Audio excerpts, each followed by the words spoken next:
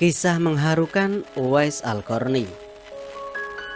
Nama beliau adalah Abu Amr bin Amir bin Jas'i bin Malik Al-Qarni Al-Muradi Al-Yamani.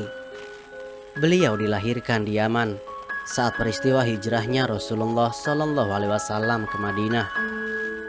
Ia seorang tabi'in yang hidup di zaman Rasulullah, namun belum pernah bertemu dengan beliau. Uwais Al-Qarni tidak memiliki saudara satupun. Yang ia miliki hanyalah seorang ibu yang sudah tua renta, buta dan lemah.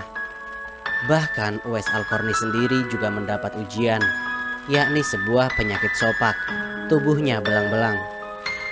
Meskipun keadaan yang seperti itu, beliau tetap tumbuh menjadi pemuda yang soleh dan sangat berbakti kepada ibunya. Sampai-sampai Rasulullah SAW memujinya dengan berbagai pujian di hadapan para sahabat. Pandangan Rasulullah terhadap Uwais Al-Qarni.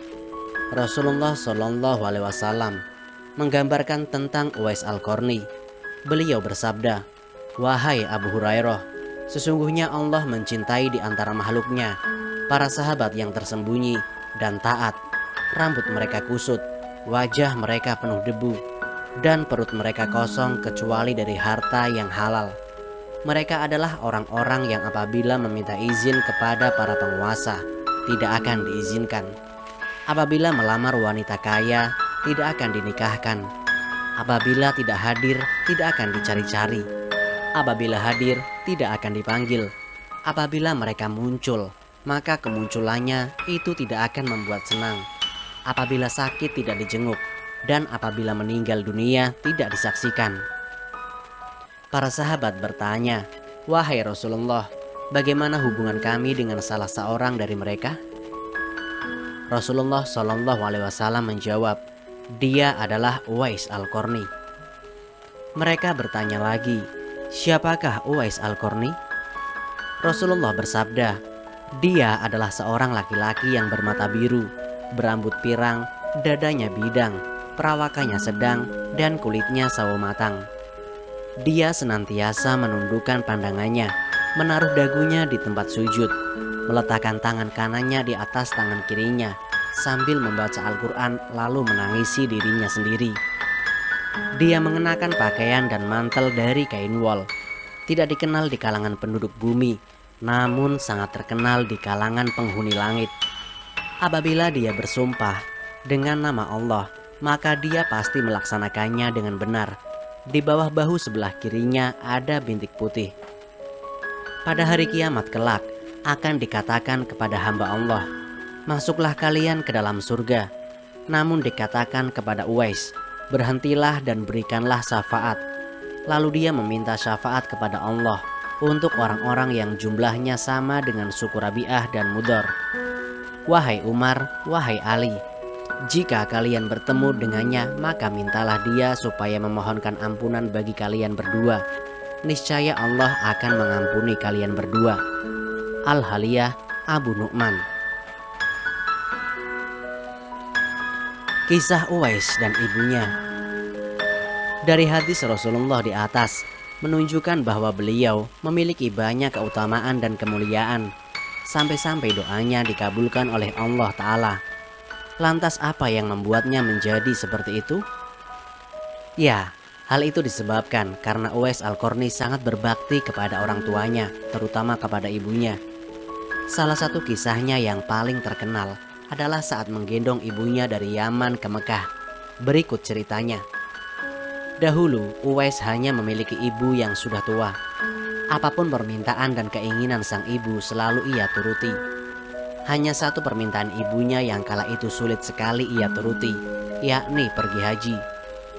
Zaman dulu jika kita harus pergi ke Mekah, maka harus melewati gurun pasir yang tandus, panas, dan membutuhkan kendaraan serta bekal yang banyak untuk menuju Mekah. Maka dari itu, Uwais sangat kebingungan. Di sisi lain, ia adalah orang yang sangat miskin dan tidak mempunyai perbekalan serta kendaraan untuk menghajikan ibunya. Namun dia tetap ingin menuruti permintaan ibunya. Uwais terus berpikir dan mencari cara agar bisa menuruti permintaan ibunya tersebut. Akhirnya ia menemukan cara yang sangat nekat. Uwais membeli seekor lembu dan membuat kandang di bukit. Setiap hari Uwais menggendong lembu tersebut dari bawah sampai ke bukit, sehingga banyak yang mengira Uwais sudah gila. Tapi tahukah Anda, untuk apa Uwais melakukan hal tersebut? Ternyata hal itu dilakukannya sebagai bentuk latihan agar kuat menggendong ibunya ke Mekah. Subhanallah.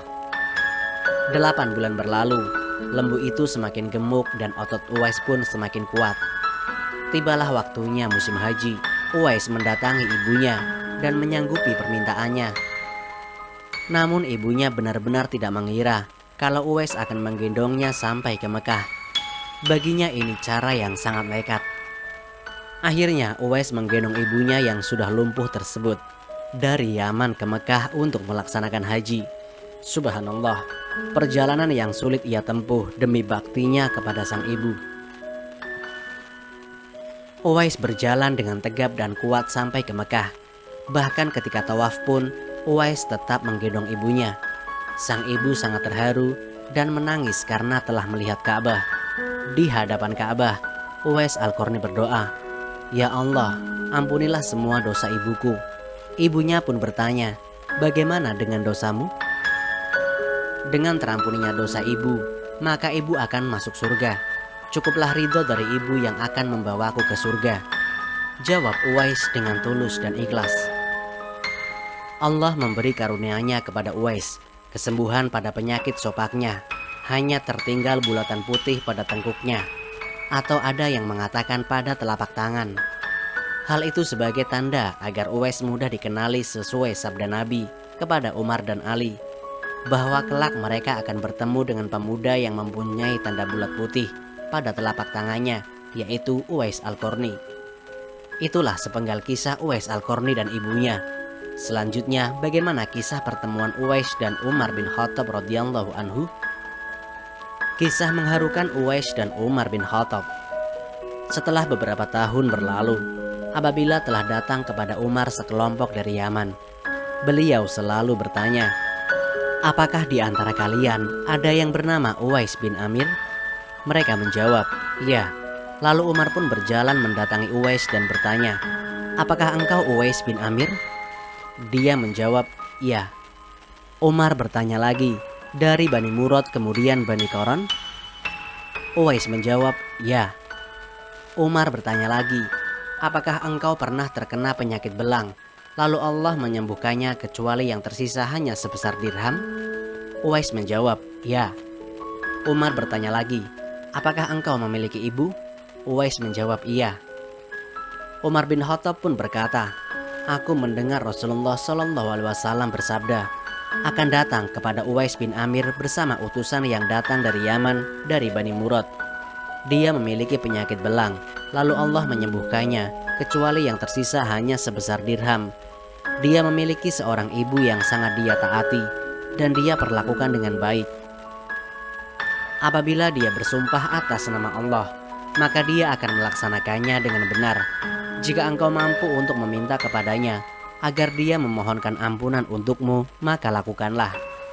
Dari hadis Nabi di atas, maka Umar memohon agar Uwais mau mendoakan ampunan untuknya. Umar berkata, "Mohonkanlah ampunan untukku wahai Uwais." Uwais menjawab, "Apakah pantas orang sepertiku memohonkan ampunan untuk orang sepertimu wahai Amirul Mukminin?" Namun Umar terus mengulangi permohonannya. Maka Uwais pun memohonkan ampunan untuknya seraya berdoa, "Ya Allah, ampunilah Umar bin Khattab." Kemudian Umar bin Khattab kembali bertanya, "Kemana engkau akan pergi?" Uwais menjawab, "Aku akan pergi ke Kufah." Umar berkata, "Bolehkah aku menuliskan surat untukmu kepada penguasa di sana?" Uwais menjawab, "Aku lebih senang jika berada di antara orang-orang awam yang tidak terkenal di sana." Lalu Umar melanjutkan perkataannya kepada Uwais, "Siapakah orang yang engkau tinggalkan di Yaman?" Uwais menjawab, "Aku meninggalkan ibuku." Kemudian Umar terus mendesak lagi untuk memohon ampunan baginya. Umar pun berkata kepada Uwais, "Sejak hari ini engkau adalah saudaraku, maka janganlah engkau meninggalkan aku."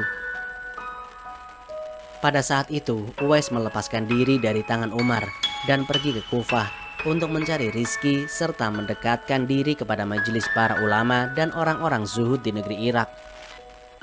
Ketika Uwais hendak meninggalkan Umar bin Khattab untuk pergi ke Kufah, Umar bin Khattab berkata kepadanya, "Tetaplah di tempatmu, semoga Allah merahmatimu, sampai aku masuk ke Mekah, lalu memberimu tunjangan hidup dari harta pemberian pribadiku dan beberapa helai pakaian dari pakaian milikku." Kemudian Umar meyakinkan lagi seraya berkata, "Tunggulah di sini wahai Uwais, tempat ini tempat perjanjian antara aku dan engkau." Maka Uwais berkata, "Wahai Amirul Mukminin, tidak ada tempat perjanjian antara aku dan engkau. Aku tidak yakin engkau akan mengenali aku lagi setelah hari ini. Apa yang aku dapat lakukan dengan tunjangan itu wahai Amirul Mukminin, dan apa yang dapat aku lakukan dengan pakaian itu? Bukankah engkau melihat saat ini aku mengenakan pakaian dari mantel kain wol? Pada saat engkau bertemu aku lagi, bisa jadi aku telah merobeknya. Bukankah engkau melihat kedua sandalku ini ditambal? Pada saat engkau bertemu aku lagi, bisa jadi keduanya telah usang. Wahai Amirul Mukminin, di antara aku dan engkau ada rintangan yang menghalangi dan tidak dapat dilampaui kecuali orang yang kurus dan memiliki sedikit harta. Maka jadikanlah aku orang yang sedikit hartanya. Semoga Allah merahmatimu wahai Amirul Mukminin. Engkau dan aku akan berpisah di tempat ini." Lalu Umar pun pergi ke Mekah seraya mengucapkan salam perpisahan kepada Uwais yang berlalu pergi sambil menggiring untanya. Lalu dia memberikan unta itu kepada pemiliknya. Dia meninggalkan pengembalaan dan setelah itu dia hanya menghadapkan dirinya untuk beribadah. Nah, begitulah kisah Uwais Al-Qarni bersama Khalifah Umar bin Khattab radhiyallahu anhu. Wafatnya Uwais Al-Qarni pada masa pemerintahan Umar bin Khattab, yang merupakan masa di mana penaklukan Islam sedang berlangsung begitu dahsyat. Kaum muslimin pergi untuk memerangi negeri Azerbaijan dan mencoba untuk menaklukkannya. Maka jatuhlah panji-panji kemusyrikan dan berjayalah panji-panji Islam di semua tempat. Abdullah bin Salamah, salah seorang pahlawan pada pertempuran Azerbaijan. Dia bercerita tentang wafatnya Uwais Al-Qarni. "Kami memerangi Azerbaijan pada masa pemerintahan sahabat Umar bin Khattab. Dan pada saat itu Uwais Al-Qarni ada bersama kami. Setelah kami kembali dari pertempuran, kami merasakan bahwa dia sakit. Maka kami pun membawanya dan mengobatinya semampu kami. Namun dia tidak dapat bertahan dan meninggal dunia. Lalu kami pun berhenti, dan ternyata di sana ada sebuah kuburan yang telah digali. Air yang mengalir terus-menerus, kain kafan dan balsam. Maka kami pun memandikannya, mengkafaninya, mensolatkannya, dan menguburkannya. Lalu sebagian dari kami berkata kepada sebagian yang lain, 'Seandainya kita kembali lagi ke tempat itu, maka kita pasti mengenali kuburannya.' Kemudian kami kembali lagi ke sana, namun kami tidak menemukan kuburan atau bekas apapun." Berita meninggalnya tabi'in Uwais Al-Qarni telah tersebar kemana-mana. Baru saat itulah penduduk Yaman mengetahuinya siapa Uwais Al-Qarni sebenarnya. Selama ini tidak ada yang mengetahuinya, sehingga banyak penduduk Yaman yang tidak tahu keutamaannya. Selain itu, hal ini juga disebabkan karena permintaan Uwais kepada Umar agar merahasiakan tentangnya. Dan setelah meninggal, para penduduk Yaman baru mendengar sabda Nabi mengenai Uwais yang terkenal di langit dan tidak di bumi. Subhanallah, kisah Uwais Al-Qarni sangat patut dijadikan pelajaran untuk kita semua. Ia memiliki amalan yang sangat mulia, berbakti pada ibunya, sehingga banyak orang yang meminta doa kebaikan melalui perantaranya. Apabila Nabi sudah menyampaikan jauh-jauh hari bahwa doa Uwais akan terkabulkan, sungguh mengharukan.